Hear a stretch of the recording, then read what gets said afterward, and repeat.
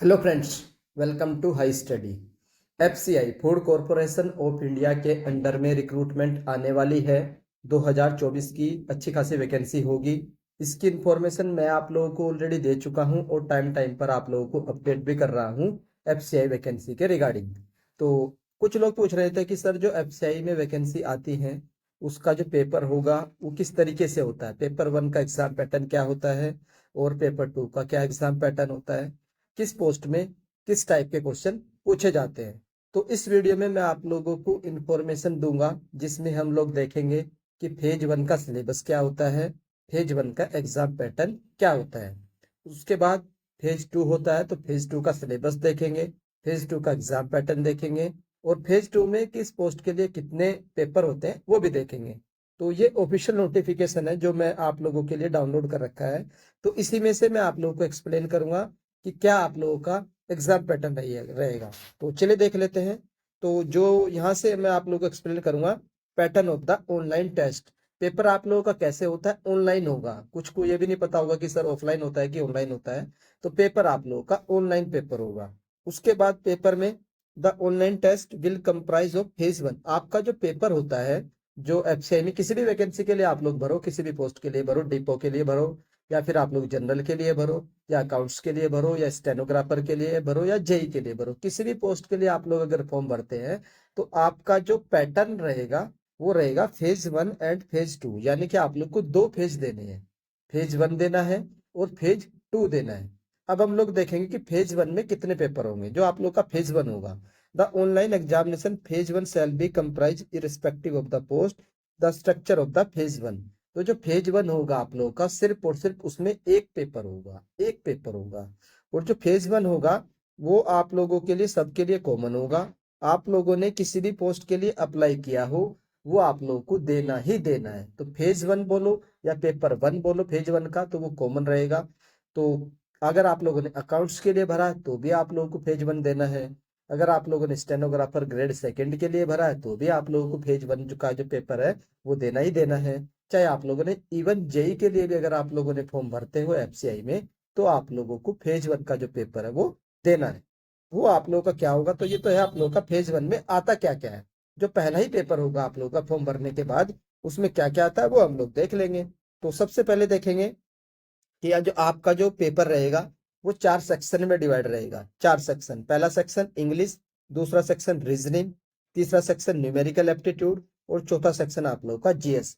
क्या sir paper में भी यही पैटर्न रहता है? नहीं, पेपर में आप लोगों का सफल रहेगा। हो सकता है कि जनरल स्टडीज वाला सेक्शन पहले आ जाए, रीजनिंग वाला सेक्शन बाद में आ जाए, तो वो कुछ भी हो सकता है, वो सबका अलग अलग रहता है।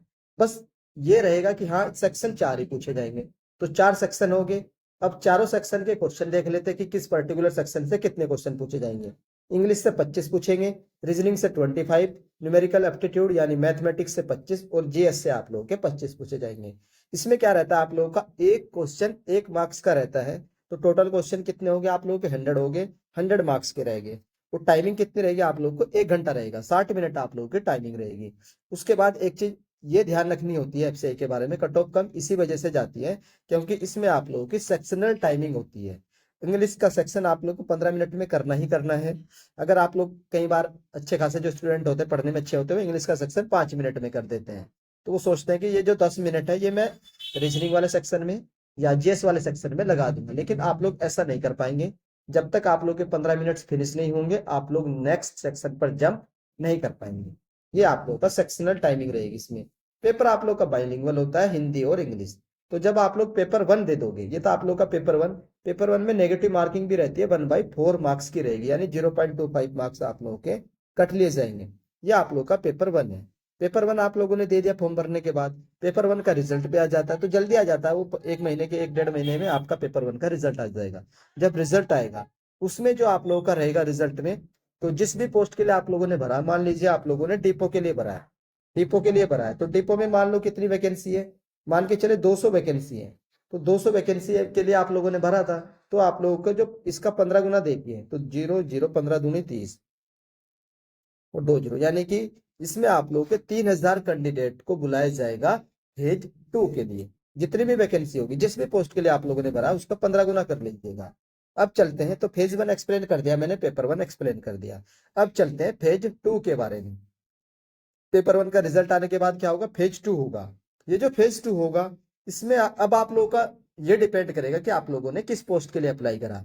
फेज 1 में तो ये मैटर नहीं था कि किस पोस्ट के लिए आप लोगों ने अप्लाई करा, वो तो आप लोगों को देना ही देना है। अब यहाँ से स्टार्ट होगा आप लोगों का पोस्ट वाइज पेपर। ये पोस्ट वाइज पेपर होंगे कि जैसे मान लीजिए अगर आप लोगों ने जेई सिविल के लिए भरा है तो इसमें आप लोग को 2 पेपर देने पड़ेंगे।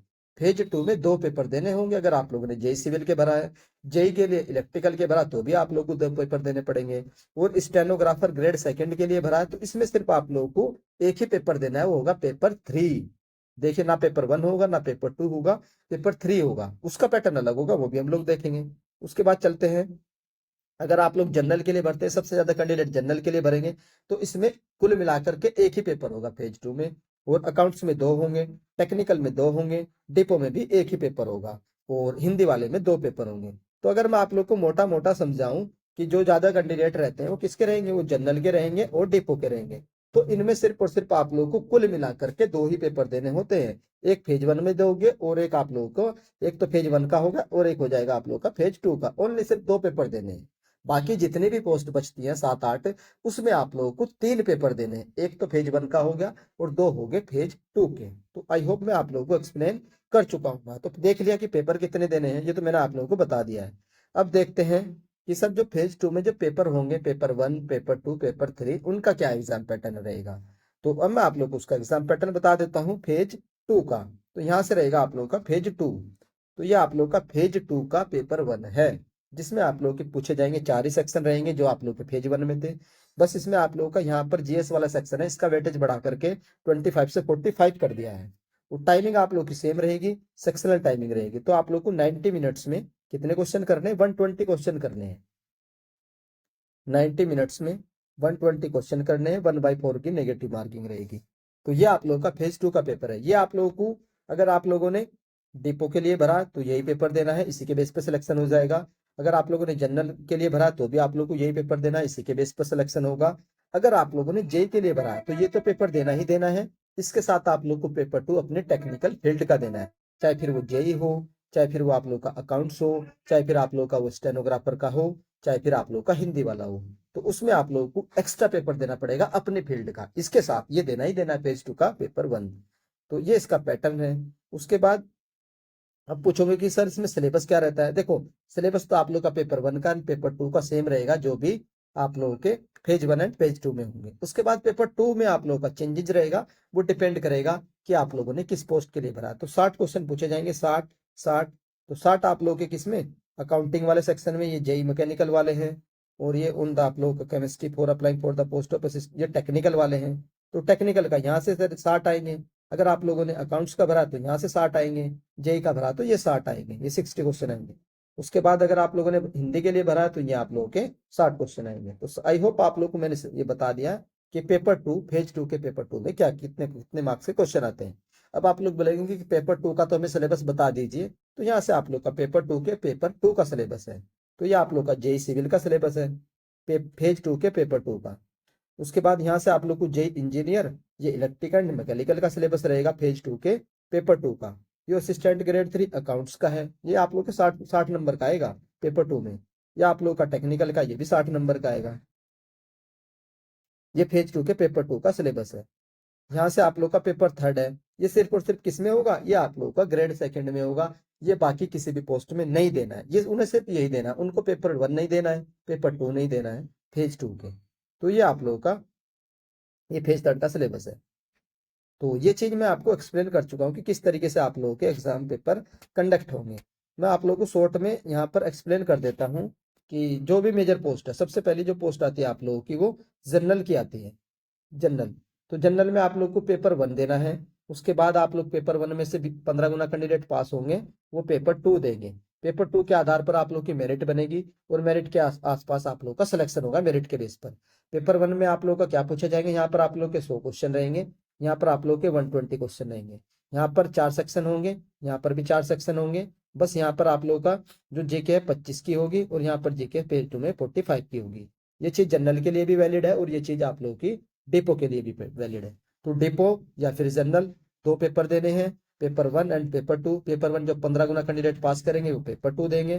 पेपर 2 के आधार पर मेरिट बनेगी, उसके बेस पर आप लोगों का सिलेक्शन होगा। पेपर 1 में आप लोगों को 100 क्वेश्चन पूछे जाएंगे, 4 सेक्शन डिवाइडेड रहेंगे 25-25 के, उसमें से 1/4 के नेगेटिव मार्किंग रहेगी। पेपर 2 में आप लोगों के 120 क्वेश्चन पूछे जाएंगे, 90 मिनट्स रहेगी। जीएस वहां पर 45 मार्क्स की रहेगी। रिमेनिंग सेक्शन आप लोग के 25 मार्क्स के रहेंगे ईच सेक्शन। वहाँ दोनों जगह सेक्शनल टाइमिंग रहेगी, वो भी ध्यान रखिएगा।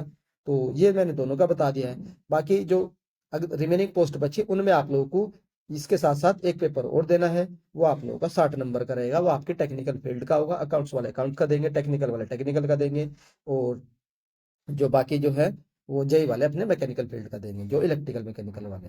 तो ये एग्जाम पैटर्न है, ये सिलेबस है।